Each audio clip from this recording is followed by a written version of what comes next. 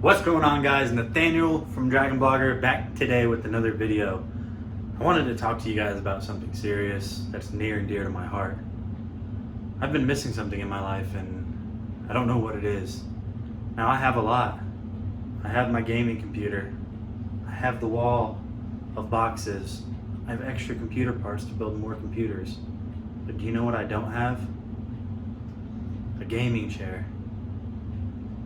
I don't think you guys know what it's like to sit in a office waiting room chair for months. Back problems, nightmares. I can't do this video.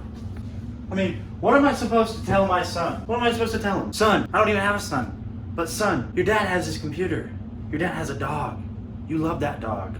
He has a TV and another TV and another TV, another TV. He has 4 TVs. You know what he doesn't have, son? Because he's a loser? A gaming chair.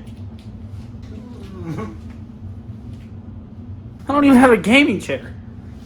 My back hurts right now. If only my savior, someone would send me a gaming chair. You know, let's stop with the joke. Let's stop with the joke. Someone did send me a gaming chair. You want to know who it is? Blitzwolf. You ever heard of Blitzwolf? I haven't. They sent me a gaming chair though. Let's check it out. Today we are going to be taking a look at the Blitzwolf BW GC2 gaming chair and setting it up. Alright, so taking a quick look at the gaming chair, you're going to notice that it has a red and black color pattern on it, which looks really good. In the front here, you'll also see that they have the Blitzwolf logo, which looks nice.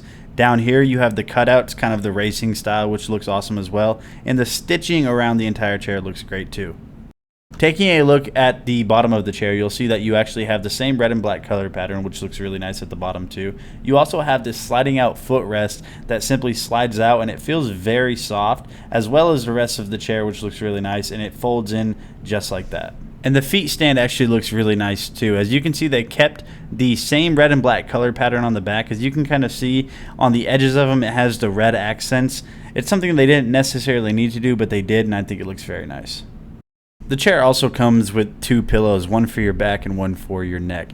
The pillows look very nice and they follow the same color scheme as the rest of the chair is going to, and the pillows are very soft and very comfortable, and they feel sturdy, so they'll hold up.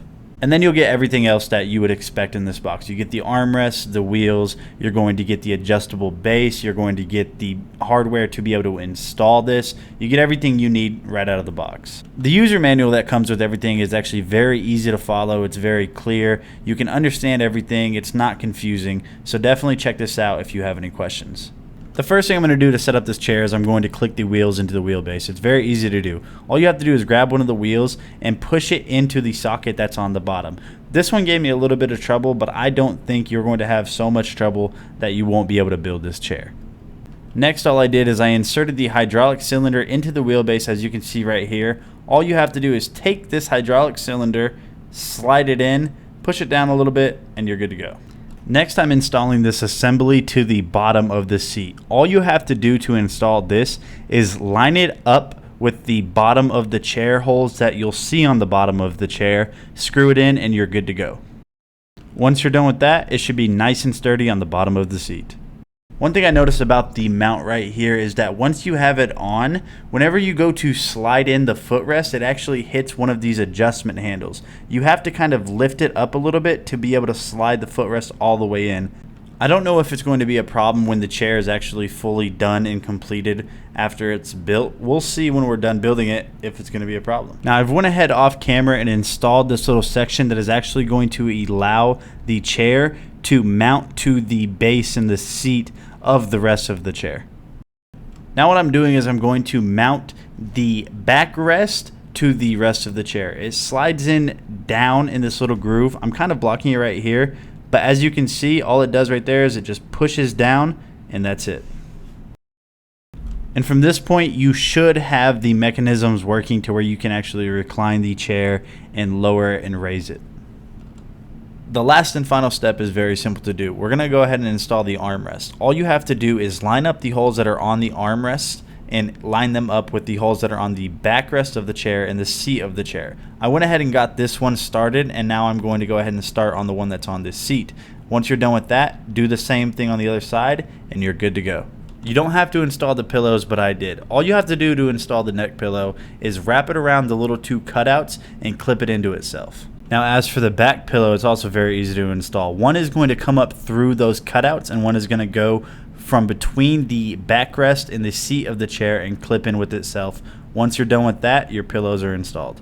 And as you guys can see here, you just set up your gaming chair. That was very simple to do, very easy. Let's go ahead and sit in it now and see how this thing feels.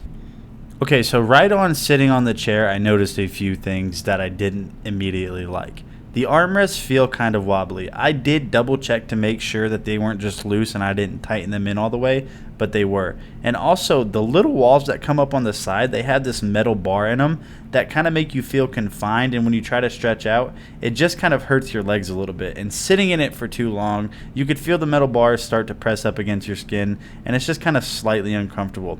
I tried to push them down to try to get them out of the way, but it didn't really help. Next, I wanted to test the reclining feature. The reclining worked exactly as you think it should. There was one problem with the reclining though. Whenever I would actually get out of the chair, as you can see here, the chair stays reclined. You have to manually hold the reclining lever and push the chair up with your other hand in order to get this thing to come forward. As you can see, what I'm doing here is I'm reaching down, pulling it up, and pushing the chair forward at the same time. It budges a little bit, but it doesn't go completely up. You have to manually do that.